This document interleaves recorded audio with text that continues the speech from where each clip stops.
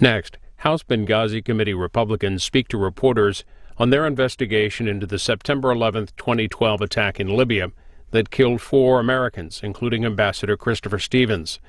This is the final report of the committee, which was created in 2014 and chaired by Representative Trey Gowdy of South Carolina. This briefing is about an hour.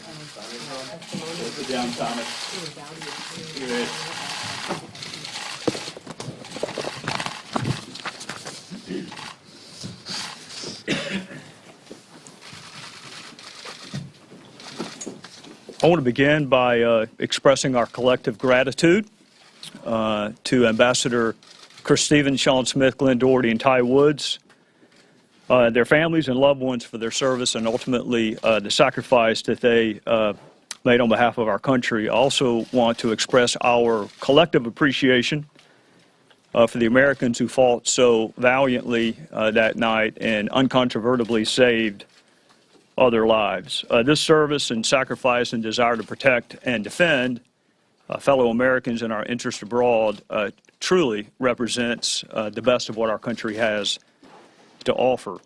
After more than 100 witness interviews, including more than 80 with witnesses no other committee of Congress talked to, and tens of thousands of pages of documents, that is the single greatest impression that we are left with, that there are men and women who love this country enough and what it stands for and how it can inspire others to serve in dangerous places under dangerous circumstances.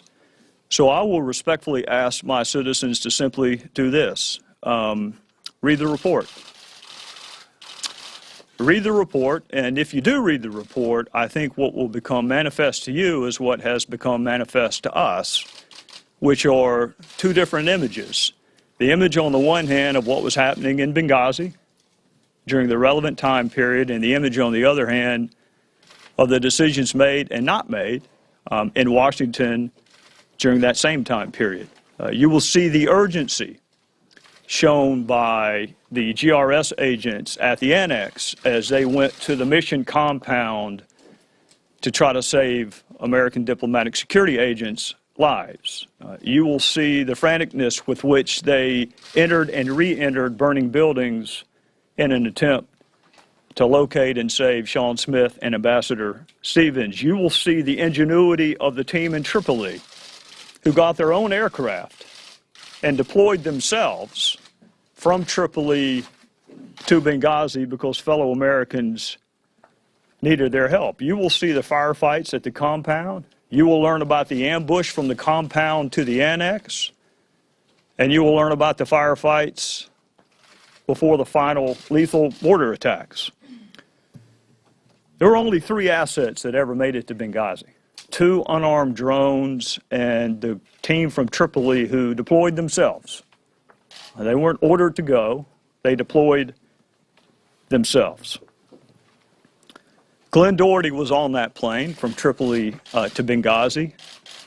And Glenn Doherty not only flew from Tripoli to Benghazi, but he negotiated at the airport with Libyans that were supposed to be our friends to get to the annex so he could help defend that facility, and he got there just in time to join his fellow Navy SEAL Tyrone Woods minutes before they both died. It has been said that nothing could have reached Benghazi before the lethal mortar attacks. And I suppose what is meant by that is nothing other than the 2 unarmed drones and the team from Tripoli that deployed itself. What is missing in that analysis, but is pretty simple and straightforward to those of us who have been investigating it for the last 2 years, is nothing could have reached Benghazi because nothing was ever headed to Benghazi. No U.S. military asset was ever deployed to Benghazi despite the order of the Secretary of Defense at 7 o'clock that night. So Washington had access to real-time information, but yet somehow they thought the fighting had subsided. Washington had access to real-time information, but somehow they thought these fighters were going to evacuate, even without the remains of the ambassador, and without asking how is that evacuation supposed to be effectuated. How were you supposed to get from the annex to the Benghazi airport? Because it took you almost 3 hours to get from the airport to the annex. Who is supposed to take you? So those are the decisions being contemplated and discussed in Washington. And this mistaken belief that there was an evacuation that was imminent without asking the pretty fundamental question of how do you expect us to effectuate this evacuation? Washington had access to real-time information, but that real-time information did not inform and instruct the decisions made in Washington. After Secretary Panetta ordered assets deployed to help our men, the White House convened a 2-hour meeting, and perhaps nothing shows the contrast between what was happening in Benghazi and what was happening in Washington than that 2-hour Civets White House meeting and the summaries and the readouts that came from it. So it is true, nothing could have reached Glenn Doherty and Ty Woods before they were killed because nothing was ever going toward Glenn Doherty and Ty Woods. And it is worth noting that that statement would be true had the mortar attacks taken place at 7:15 a.m. or 9:15 a.m. or even at lunchtime on the 12th.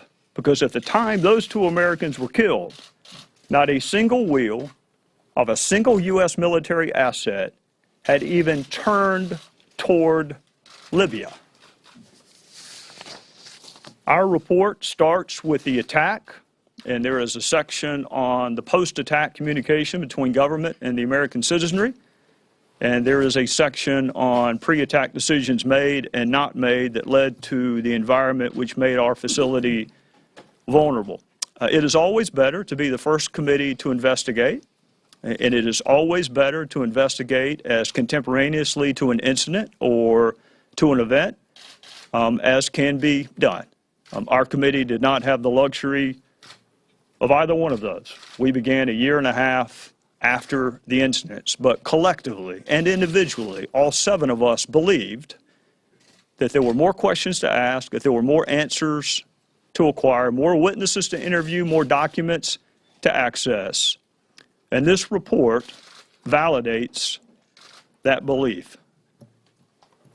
There is new information on what happened in Benghazi, and that information should fundamentally change the way you view what happened in Benghazi. And there are recommendations made to make sure it does not happen again. So in conclusion, with respect to my remarks, I want to thank the House of Representatives for giving us the honor of investigating 4 of our brave, courageous fellow citizens and those that were injured and those that fought so valiantly that night. And I want to thank the 6 members who are standing up here with me who took on this assignment, not in lieu of their other committee assignments, but in addition thereto, and the women and men on our staff who took on what proved to be an incredibly difficult challenge. And they did so out of a singular motivation of honoring 4 people whose political ideations none of us know anything about, that gave their lives in Benghazi. And lastly, I want to thank my fellow citizens for bearing with our committee as we went through the process of uncovering new information and accessing witnesses and documents. I hope my fellow citizens will read this report, not for me, but for those who sacrificed and those nameless, faceless Americans who uncontrovertibly saved other American lives that night. I hope you will read the report with them in mind, and I would hasten to add, you can read this report from pillar to post in less time than our fellow Americans were under attack in Benghazi. So what I'm asking you to do is a very small investment, given what others were willing to do on our behalf. And with that, I would recognize the gentleman from Georgia.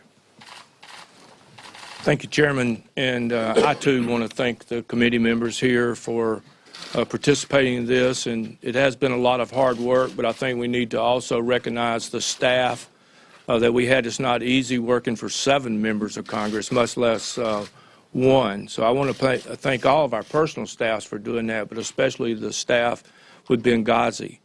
And I think what we've done is we've produced new evidence that will allow the citizens of this country to take all the different pieces that had come out through the other investigations and tie those things all together. One of the problems that we had, and the reason this committee was formed, is that in the House of Representatives, each committee has a lane, and these lanes were continually getting confused and back and forth about who had the authority to interview who. This committee was put together so we could bridge all those gaps and get some new information out, and that's what we've done.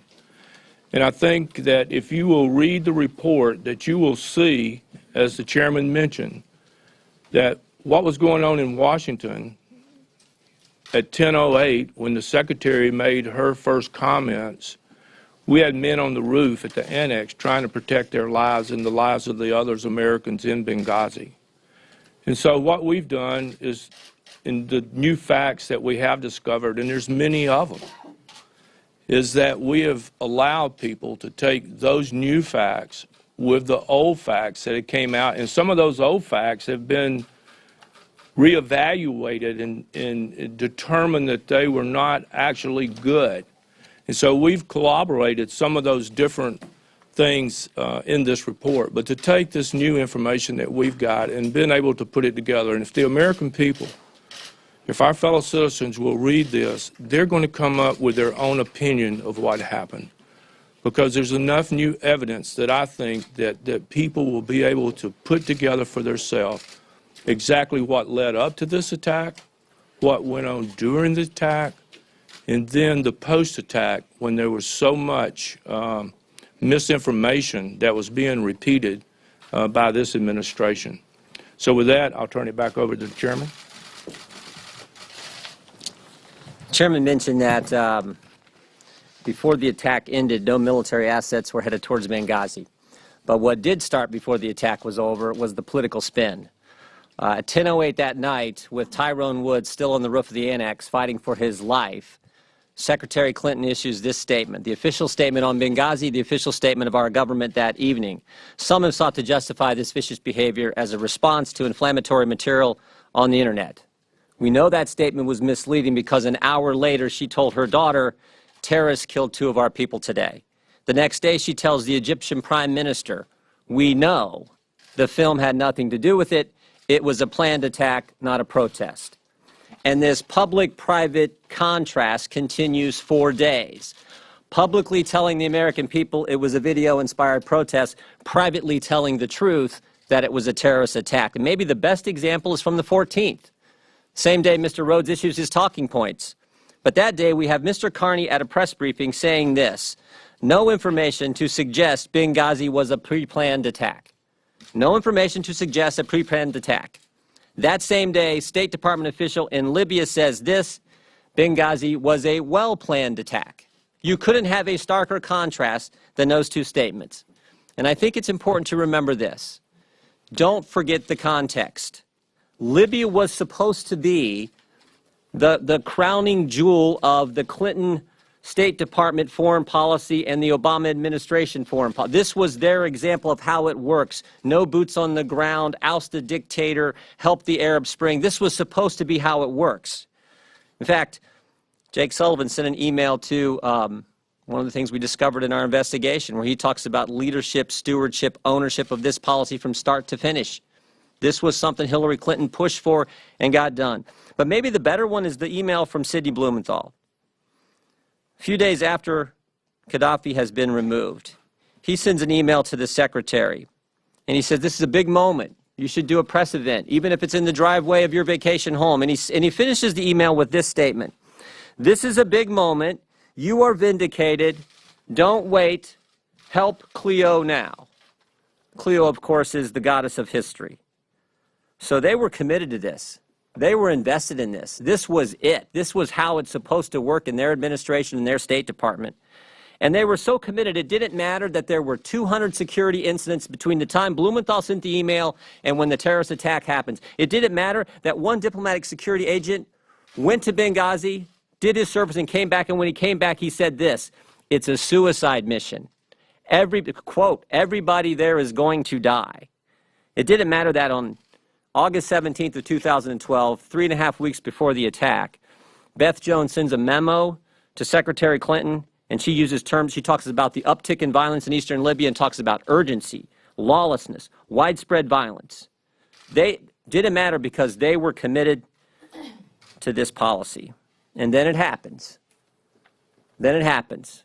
A terrorist attack, and it's a terrorist attack on September 11th, 2012.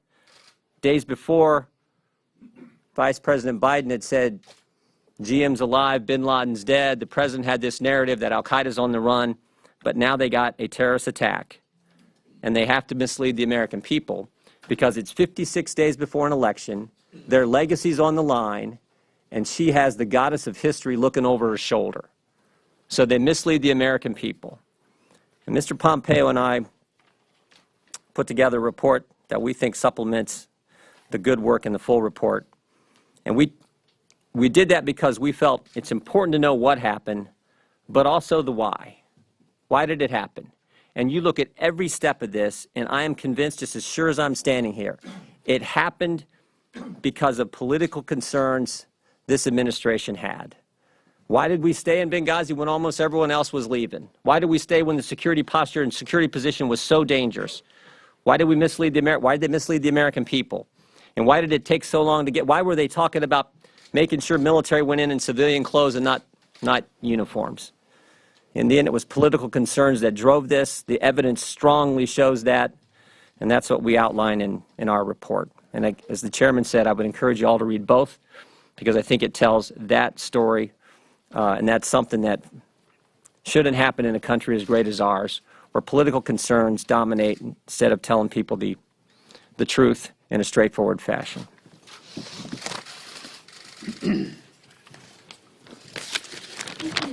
America asks its citizens to go to dangerous places and to do difficult things. These are people who are in the military, who are in the clandestine services, who are diplomats, and they go willingly, and they go acknowledging that there is a risk, but the understanding that they carry with them is if they end up in harm's way, historically they have rest assured that their country will do everything it can do to rescue them. That's not a guarantee. And the people that go and they accept these assignments voluntarily, they know that there is an inherent risk, but the understanding is that their nation will move heaven and earth to save them. And that didn't happen. And 4 people were murdered. That's the scandal of Benghazi. The thing that I take away, and it's been mentioned by previous speakers, is this jarring contrast between the ingenuity and the heroism and the initiative that was taking place at Benghazi. You can read these communications, you can understand the urgency of what they were dealing with and this overwhelming sense of responsibility to rescue other Americans. Meanwhile, across the ocean, almost a disposition of near fecklessness. The summary of this White House meeting that the chairman mentioned that took place at 7:30, half of the discussion of that meeting, half of the readouts, according to the information that we became privy to, suggested that they were talking about a video. When you read this information, you come to the conclusion, at least I did, that they're as concerned, actually more concerned, about whether they're going to be offending the Libyan government by how it is that this rescue is proposed to take place than whether the rescue is actually successful. Marinate in that for a second. They're worried about approvals. They're worried about how this will come off. It's very clear that they were very worried previous to that about the notion of pulling back from Benghazi. That's what the testimony shows, because an early exit from Benghazi would have done what? It would have maybe upset the Libyans. It's outrageous. Ambassador Chris Stevens, before he's the ambassador, when he's the envoy, he goes and he lands with no diplomatic immunity. He's on his own. It was a White House policy of no boots on the ground that deprived him of military support that was previously going to accompany him, yet he goes in alone. It's a foreshadowing of things to come. So I think we've got to also look at this notion of responsibility. There's been a lot of discussion, obviously, about Secretary Clinton. At the end of August, we learned, before the attack, Secretary Clinton approved a $20 million grant global security contingency fund to who? To the Libyans. But this was the same State Department that basically stiff-armed one request after another request, cascading requests, cumulative requests, requests for security and more support that were essentially rejected, ignored, put somewhere else. So here's what's in it for us. Here's what we have to recognize. If we are going to ask Americans to put themselves at risk in the future, we've got to remedy this, all of us. America needs to have a reputation with people who are serving America that America will follow its end of the bargain. And America, that is, the bureaucrats in Washington, failed this miserably.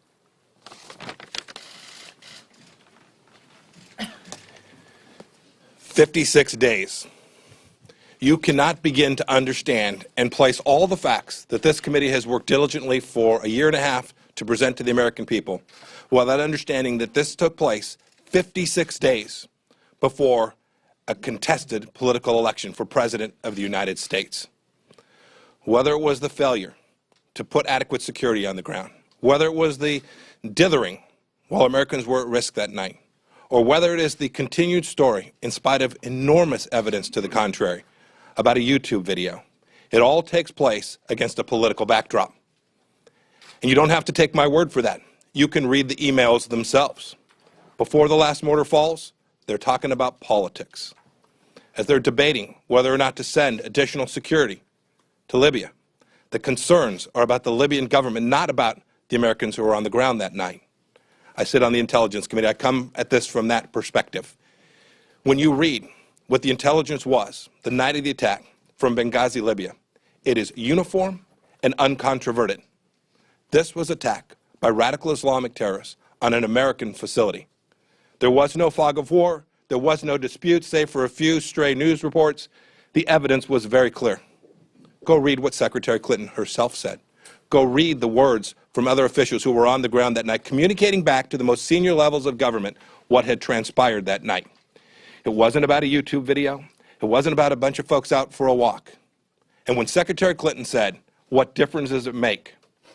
we can now, as a result of our work over the last year and a half, tell you exactly what difference it makes. It makes a difference in how you respond to an attack. Whether you think this was just a bunch of folks walking around or a continuous 5-phase assault on America that took place in Benghazi, Libya that night. Washington, D.C. somehow viewed this as having ended once our men and women were evacuated to the annex in Benghazi. I can assure you, when you read the timeline of events, the men on the ground that night understood this wasn't over. They understood that terror was still upon them, that the risk to their lives continued. And in Washington, D.C., we debated things that had nothing to do with whether or not we had aircraft en route to Benghazi, Libya. That's what difference it makes. You can't begin to exercise the leadership you need to exercise if you don't understand what's happening on the ground, and if you choose to put political expediency and politics ahead of the men and women on the ground. For that, you'll have to answer to yourself. I find it morally reprehensible, and behavior that if it was your son or your daughter or one of your family members or friends who were on the ground that night and you watch the actions in Washington, D.C., you'd have every right to be disgusted with the response from the senior American leaders. This was a failure at the most senior levels of our government, and one that I hope the recommendations this committee presents will help making sure that something like this never happens again. Let me start by saying I am so proud of this report. I am so proud of the work that this committee has done as a whole, the majority. I want to thank our Chairman Gowdy and the rest of the members of this committee for the way in which this investigation was handled and for his leadership as our chairman. This investigation has uncovered a ton of new information, which leads to our much greater understanding about what happened before, during, and after the attack in Benghazi. While our guys were on the ground, taking gunfire and mortar attacks, Washington was moving at a snail's pace. In Washington, the administration was more concerned about diplomatic sensitivities with the Libyans and promoting its policy as successful than it was about the American safety that they sent to Benghazi. At the end of the day, no military assets were ever moving toward Benghazi. The bottom line is that Washington failed to have our guys' backs when they needed it. And from my perspective, this represents incompetence or indifference or both. As we know now, but for the bravery of a few Americans and the unexpected response of Gaddafi's underground militia,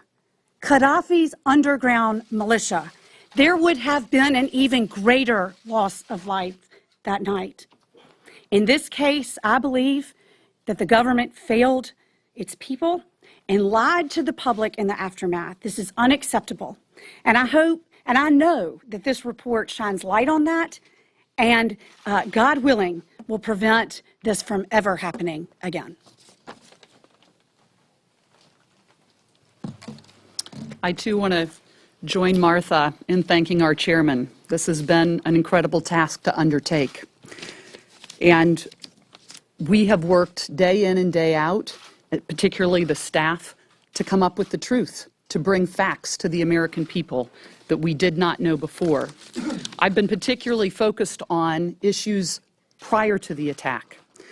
And the things that we learned about Benghazi, there were many new things that we learned about Benghazi. Things, and we've all admitted, and it's been known for some time, that the security was inadequate. But what we didn't know until this investigation was that the State Department made a conscious decision to keep the Benghazi compound off the radar and not provide it the security that it needed. In fact, none of the facilities in Libya met any of the security requirements required by the State Department and required by law. And so when Chris Stevens was sent into Benghazi, he was initially going in with the military. But because of the president's policy of no boots on the ground, at the last minute, that military support was pulled. So we know he didn't have, and the mission didn't have enough security, whether it was people or whether it was physical security tools. But he had a mission, and he had a mission to ensure that Benghazi became a permanent post at some point, because it was the individuals in Benghazi that had helped lead the mission to topple Gaddafi. And so the administration and the Clinton administration and Secretary of State, they wanted to show Benghazi how important they were. They wanted to show Benghazi that they would be there for them. The Americans would not leave. And we learned during this investigation that it was in October of 2012 that the Secretary had a planned trip to Benghazi. She had planned the trip to Libya in order to show the Libyans that the Americans had been there for them and that the Americans, under her leadership, had led the charge. Well, I will tell you, this was failed American foreign policy. It was failed American foreign policy from the beginning. And that is because we learned, and as the president has even said, the worst thing that we did was not planning for the day after. He's indicated the worst mistake of his presidency was not planning for the day after Gaddafi fell. And so we sent people, American diplomats, to Benghazi, to Libya, to a failed state. And what they were most concerned about at the beginning of going into Libya was making sure that it wasn't a failed state, that it wasn't a terrorist safe haven. And what is it today? It's a terrorist safe haven. ISIS, Al-Qaeda, other militias are there, controlling their only natural resources of oil and other places in Libya. It is failed policy. We failed these American people. But I want to close by making sure people realize we said that we were going to try to make sure this didn't happen in the future. So not only did this committee work hard to uncover the facts and to uncover the truth and to put light on the truth, but we have pages of recommendations, many pages of recommendations. And I would encourage you to please look at those recommendations. And just a couple of the recommendations that are so critical is that our government agencies and the leaders of those government agencies had not planned for an attack like this. CIA, Defense Department, State Department had not been prepared and had really no plans in place to execute something like this that could happen on, of all days, September 11th. Even though the president had called a meeting of top government officials asking if we were ready for September 11th. And while leaders said we were ready, we were not ready. We were not prepared to respond. We also learned that political operatives got involved in messaging after this incident occurred. That should not be happening. Internal and public government communications about terrorist attacks should not be taking place. Government should be telling the American people the truth, not trying to put political spin. And so we have many recommendations that we hope and that we will encourage our members of Congress as well as administrations to look at, to change their policies, to change our laws, to find more funding mechanisms, to make sure that our people are protected in the future. And with that, I yield back to the chairman. If you have questions, please identify yourself, the entity for whom you work, and the member to whom the question is directed. Yes, ma'am. For you, Mr. Chairman. The Democrats on your committee say that you've put out a lot of new details, but that they don't really change the fundamental understanding of what happened. And a lot of the broad themes that you've just discussed have been known for years. So at the end of the day, was this the best use of taxpayer dollars and of your time? It is difficult for me to begin with where I disagree with the foundation of your question, so let me just start at the end of it. Who says that stuff was new? Nobody has ever reported that nothing was headed to Benghazi. Nobody has ever reported that not a single wheel was turning towards Libya. God knows nobody's ever reported who actually evacuated our folks. You may have reported that Secretary Clinton was headed back to Libya in October, but you didn't have the corroboration of the emails, and you didn't know why she was going back. You didn't know about the $20 million memo. First of all, you didn't know about any of the emails from Ambassador Stevens. You didn't know about any of the emails from Sidney Blumenthal to whomever he was emailing.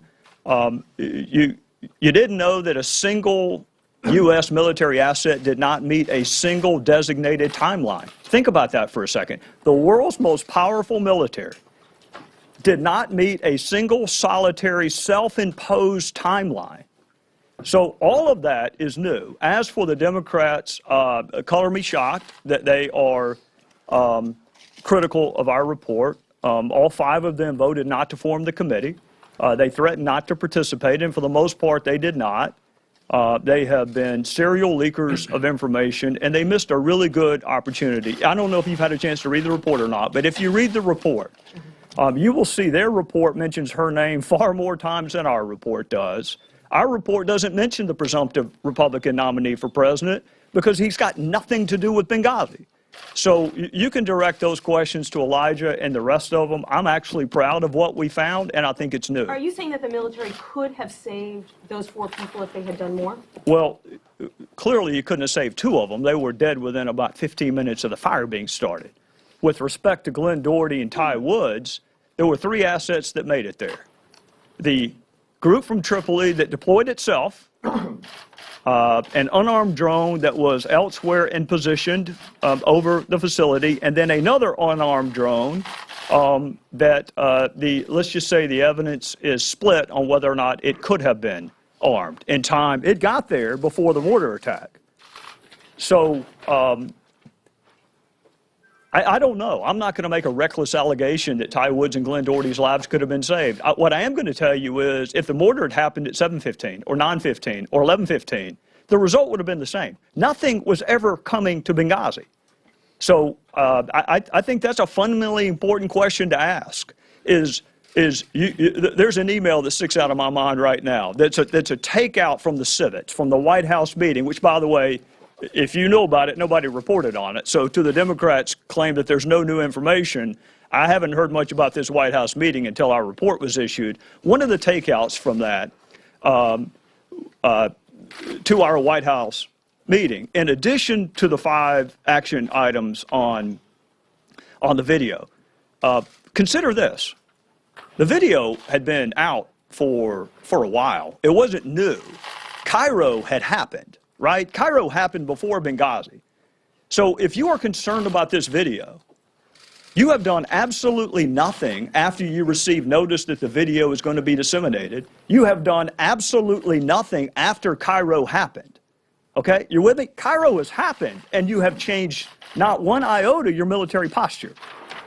But yet, when the attack in Benghazi happens, which is unconnected with the video, 50% of your action items coming out of a Civets relate to the video. Mr. Chairman Gowdy. Yeah. Hang on a second, Luke. Yes, Chad. Fox News, this is for you, Mr. Chairman, and also for Mr. Pompeo. Mr. Pompeo mentioned 56 days before the election.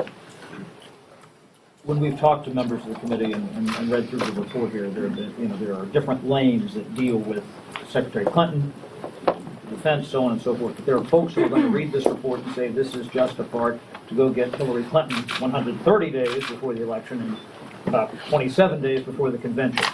How do you, regardless of what's in the report, that's going to be the criticism, how do you deflect that when people say this, some of you said, well, this demonstrated, incompetence at the highest levels. How do you not get that perceived as something that's political? Read it for yourself, Chad. Read the report for yourself. If you can read this report and you believe on the last page of the report that it is about one person instead of about 4 people, then there's nothing I can say that's going to disabuse you of that. That's just what you believe. And there's no amount of facts and no amount of evidence that is going to dissuade you from your previously held conviction. Nancy asked about the Democrats. The Democrats' mantra all along has been that there was no new information. Well, there's undisputably no new information. So now their position is, but it doesn't fundamentally change the way we view Benghazi. Yeah, if who evacuated your folks does not fundamentally change the way you view Benghazi, if the fact that no asset was ever headed towards the place that actually had a crisis, this email that we need to plan in case a crisis emerges, this is what came out of the Civets. We need to have a plan in case the crisis expands and a real threat emerges. What the hell was going on in Benghazi? Was that not a real crisis? Was that not a real threat that had emerged? So I can't do anything to disabuse what Elijah thinks. He's not my audience. My audience are reasonable, fair-minded Americans who want to know what happened to 4 of their fellow citizens, and I think they can draw their own conclusions. Chairman Gowdy, on that point, Chairman Gowdy, you just had Representative Pompeo quoting Hillary Clinton, "What difference does it make?" saying that you can't be a leader if you don't know what's going on the ground, and then saying that she was morally reprehensible for the leadership that she employed that evening. How is that? I'm going to let him address it. I don't think you'll see any of that in the report. Is it in the report? But he's promoting it right now. And you know what? You're going to write a story about your takeaway from the report. I stand on our report. How my fellow citizens, including my committee members, read the report, how you read the report, what story you do on the report. The report, you read the report, you will not see any of those quotes in the report. Okay, because Mr. Pompeo addressed that, is Hillary Clinton's leadership morally reprehensible? Yes. It is. Absolutely. But let me be clear about what we're doing and what we did. I remember the day. None of us volunteered for this assignment, I can assure you. We were all asked to undertake this mission, and the mission was very clear. We sat in a room. I remember it like it was yesterday. And we all looked each other in the eye, and we said, this day, the day we're standing here today, will come. And what we want to be able to tell each other is that we worked our tails off. I got the polite word out. We worked our tails off to develop every fact we could, to tell the American people everything we could possibly glean, and we have been obstructed every step along the way in that effort, including by the very Democrats today who are calling us political. Go read these transcripts. Go look who called the witness. Go look who asked the questions. This is not the first congressional inquiry in the history of America. I dare you to go find another congressional inquiry where one party behaved in a way that was so deeply obstructive of getting the American people the facts that they needed. With respect to my statements about Secretary Clinton, I believe them in my heart. the reason Representative Jordan and I chose to write a separate report is that we felt that we had delivered an important work in the committee's tally of the information that was available. We also are asking every one of you to go develop your conclusions about what took place. I've been knee-deep in this for over 2 years. So has Representative Jordan on previous committees as well. And we feel like it's incredibly important to highlight the conclusions that Representative Jordan and I draw about the facts. Read the facts, read the reports. I think you'll see that the conclusions that we draw are real and accurate and fair. Mr. Gowdy, could I just ask the flip side of that? The flip side of that could be that because you chose not to draw conclusions, does that suggest that you don't have the goods on placing any blame on the administration, specifically the woman who wants to be the President of the United States? Dana, shockingly, that was not what the House asked me to do. Look at the resolution. The resolution doesn't mention Secretary Clinton. Speaker Boehner nor Speaker Ryan have ever asked me to do anything about 2016 presidential politics. Speaker Boehner asked me to find out what happened to 4 of our fellow citizens, and I believe that that is what I have done.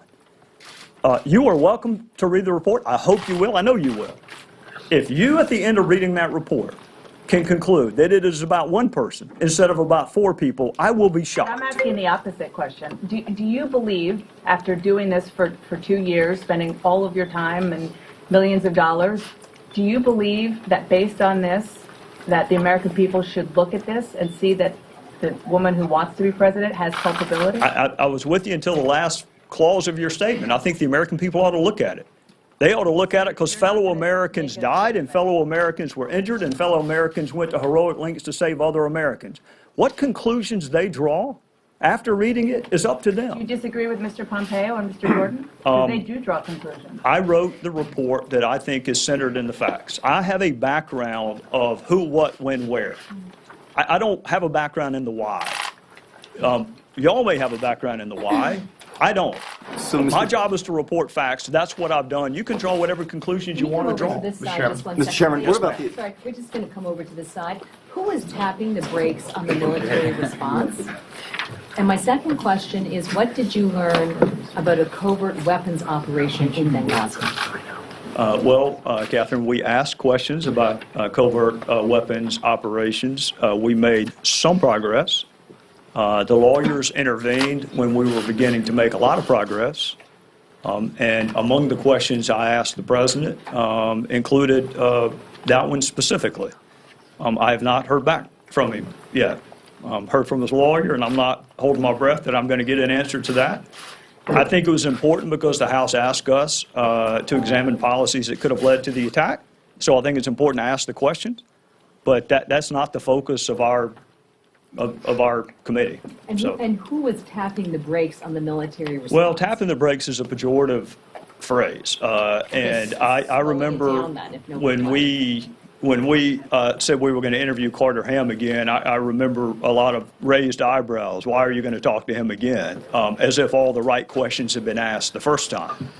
I think the military leaders would tell you exactly what I said in my opening. They believed that an evacuation was imminent. When you question them on why they believed an evacuation was imminent, the answers do not withstand even the mildest level of scrutiny. You have real live witnesses that can tell you what is going on. If you think the fighting has subsided, why don't you talk to the real live witnesses that are being shot at? If you really believe an evacuation is imminent, at some level, you're going to have to ask, how is that evacuation going to be effectuated? Because you don't have the proper vehicles to take them from the annex to the Benghazi airport, and the only plane you have is one that you privately commissioned. It's not even a U.S. aircraft, and you have no idea whether it's going to hold everybody. So how are you going to evacuate in the midst of a firefight? General Ham did not even know our guys were ambushed from the compound to the annex.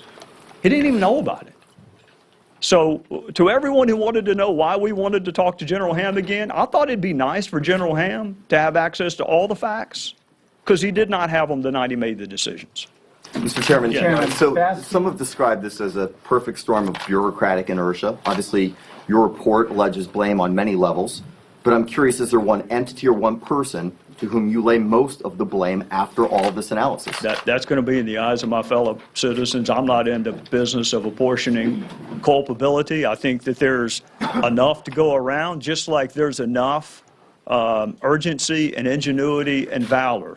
That really is my takeaway. And maybe it's because I have talked to the families of the four, some of the families of the four in the last couple of days. But when you do what I used to do for a living, you ask the families, what is it that you would like to see done? And I am at peace that we did exactly for the families what we said we would do. It just took longer, but we did what we said we would do. I wanted to be able to tell Ty Wood's widow the truth about the military response. I wanted to be able to tell Sean Smith's mother the truth about the security leading up to it.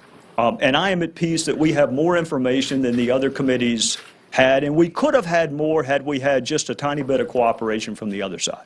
Mr. Chairman. Mr. Chairman. Yes. Mr. Chairman, along those lines in a way, put aside the attack itself and what happened that particular night, have you been able to, in some way, in some abstract way, I guess, get into Ambassador Stevens' mind regarding the U.S. presence in Libya, how he wanted that consulate and the facilities there in Benghazi, how much he wanted the American presence to not appear militarized? Well, let's be very clear about something. Chris Stevens loved the people of Libya, and in particular, he loved the people of Benghazi. And the heroism he showed going in as the envoy, and what he had to deal with as the envoy, well before he was ever the ambassador, is a level of valor and heroism and commitment to this country that if you don't read the report for any other reason, read it to see what Chris Stevens had to endure in 2011. Now, you asked me, did we have an insight to his mindset? Yeah. He got there on September the 10th. He started meeting with intelligence officials about the state of security in Libya, and he began to postpone his subsequent meetings because what he was hearing. He knew it wasn't great. He had no idea how bad it was. So he began to postpone, the next meeting is ready, the next meeting is ready, and here's our ambassador saying, I'm not through getting my debriefing yet. And then he moves the off-campus meetings and engagements on campus. And then you see his diary entry. You see his diary entry on September the 11th? Read his diary entry. Read the email that he sent to the British diplomat. No, we know exactly what was on Chris Stevens' mind. Benghazi had deteriorated in a way that he did not even expect, and security was what was on his mind. But he wanted the appearance that the United States presence there was not solidified by a significant... I think he wanted to stay alive more than anything else. With all due respect, I think he wanted to stay alive. And if that means a slightly higher footprint, then there need to be experts or supervisors in your life that say, we appreciate your valor, but we're going to give you the security that you asked for originally. Chairman, Mr. Chairman. Yes. So people have kind of asked a version of this question in different ways, but Americans... That's not like my answer. No. Americans have viewed these events and all of these investigations through certain lenses, and they're probably going to continue after today, despite your pleas that they read 800 pages of a report. There are bumper stickers and T-shirts all over this country that say, Hillary Clinton lied, people died. Maybe Mr. Pompeo would answer this too. Is that true? You don't see that T-shirt on me, and you've never seen that bumper sticker on any of my vehicles, and you've never heard me comment on that. What is does your report shed any light on that invective? Have you read it? Well, I'm asking you. I haven't had time. Well, I'm asking you to read it. I'm asking you to read it. I'm not going to tell you what to be on the lookout for. I'm going to tell you there's new information, and it fundamentally changes the way I view what happened before, during, and after. But who was it? Ben Rose that said reporters literally know nothing. Was that right? Is that what Ben Rhodes said? I don't believe that. I actually trust you to read the report for yourself and draw your own conclusion. You're going to write your report. But you're the expert, so what do you think? Do you think she lied? I'm not going to assign. That's a word you couldn't use in a courtroom. I know this. I want you to contrast the information and the evidence that was available on the evening of September the 11th. Look at the full body of evidence that was available, and then look at what was said. And then you draw your own conclusion of whether or not you made the best use of the evidence and the information that was available. It is one thing to say the evidence didn't exist. It existed. We found them. We found the DS agents. We found the GRS agents. There are conversations ongoing throughout the night. She actually talked to Greg Hicks. So that argument actually works both ways. If there's a failure of information, she was fairly definitive in certain statements she made to other people privately. There was no ambiguity. It wasn't like, I can't answer that question, Mr. Egyptian political leader, we don't know. She was pretty definitive. It was just in the public statements to us that there was less definitiveness. So you're going to have to decide that for yourself. Yeah, I would just pick up right where the chairman was. Look at the statements made privately. You decide for yourselves what she said privately, what others said in the administration said privately, what they said publicly. Someone said, well, the intelligence analysis changed over time. That's true. But their statements didn't. They were consistent. Publicly, it's a video-inspired protest. Privately, terrorist attack. That continued. So look for yourself. You can decide. But when you look at the private statements compared to what they told the American people, a stark contrast, a dramatic difference. And look for yourself. Let me just say that this report has never been about one person. It's been about the 4 Americans and what the other Americans inside Libya did to save their colleagues. The media has wants to make this about one person. The Democrats want to make this about one person. That's never been our intention. But we have enough facts in the report that I think every American can make their own mind up. If you talk to Ty Wood's dad, he's going to have a different opinion from reading the report of what the secretary told him and what the facts say in the report. Sean Smith's mother is probably going to have that same different way of looking at the report. So I think each American needs to read this report. It's lengthy, but it had to be lengthy so we could spell out what the truth is and what these new facts have given light to.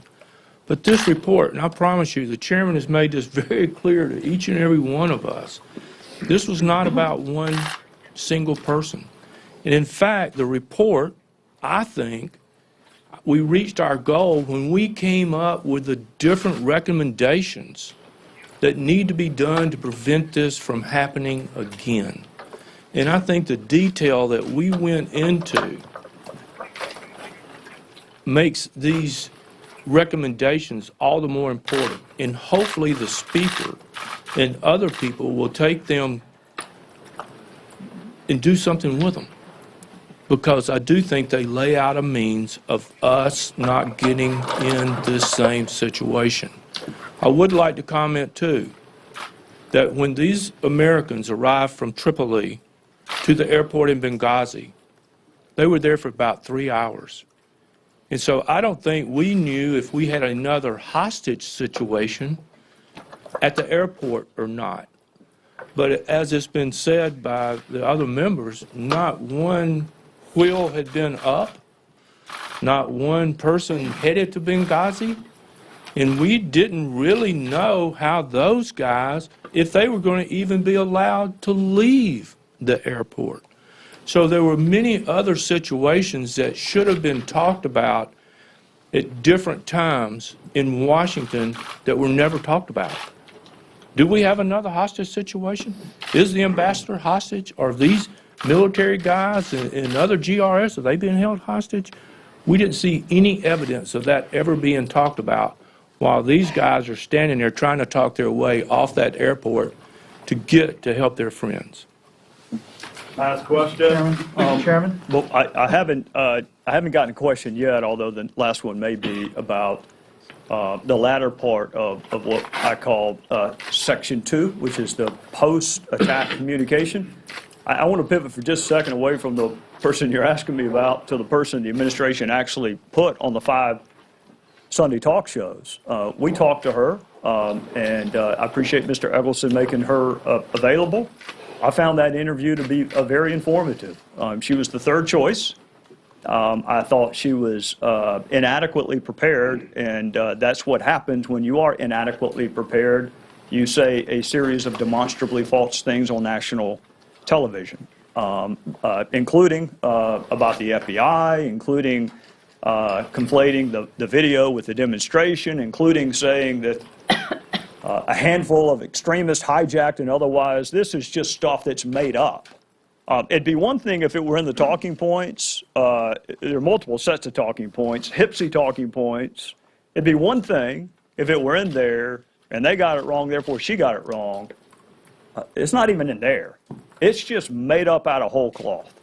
So I get that that's not the person I have been asked about, but this is the person who made most of the public pronouncements, at least on that Sunday after the attacks. I was told one Mr. Chairman? more question. Yes, sir. Get back to the specifics of the Marine Fast Team. Do you actually name in the report the officers who told them to get off the plane and change it to civilian uniforms? Do you name names and those kinds of details? No, sir. And follow-up is... do we name the details or the names? Of the actual names of people who gave orders? We tried to honor DOD's request with respect to how high up you are before your name is used publicly, as opposed to using the names of people who, we tried to be sensitive to that, frankly, across all agencies. I don't think you're going to see the names of the people. You'll see the title. You'll be able to read the transcript if we can ever get the transcripts clear. And more importantly, you'll be able to see the underlying data. And that, to me, is what's important. You may read an email from Ambassador Mull. You may read it differently than the way I read it. I don't know how you could, but you might. I want you to be able to read the email. I want you to be able to see what Pat Kennedy said during the firefight. I don't want you to take my word for it. But I need a little bit of help from the administration to clear the underlying data and the transcripts. I don't think this is lost on y'all. I really don't. I think y'all know all of the transcripts that I can make publicly available are going to be made publicly available. I don't think it's fair to piecemeal them out, but I think they ought to be made publicly available, and you ought to look at the underlying data, and then you can decide whether or not the report fairly addresses the testimony of witness X. If you read the transcript and you say that's in context, yeah, I'll give them a check mark, or that's not in context. I don't want you taking my word for anything. I want you reading it for yourself. And Mr. Chairman, Charles Woods has asked the president publicly if the drone witnessed the death of his son. Do you know if the drone captured that and it was fed to the White House? I know that the drone was in place at the time of the mortar attacks. I do not know the degree of granularity and particularity that the drone video footage has. But you raise an interesting point. When you meet with the families privately, you hear questions that you would never hear in a press conference. They're incredibly personal questions. Because while these are 4 fellow Americans to us, they are sons and husbands and brothers to the people that we talked to at the very beginning and the last group that I talked to, which are the family. The questions are very, very different.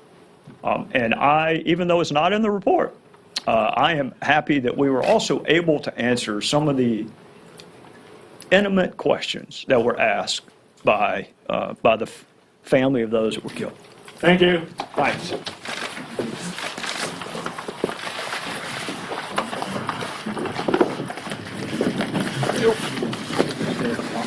Yeah.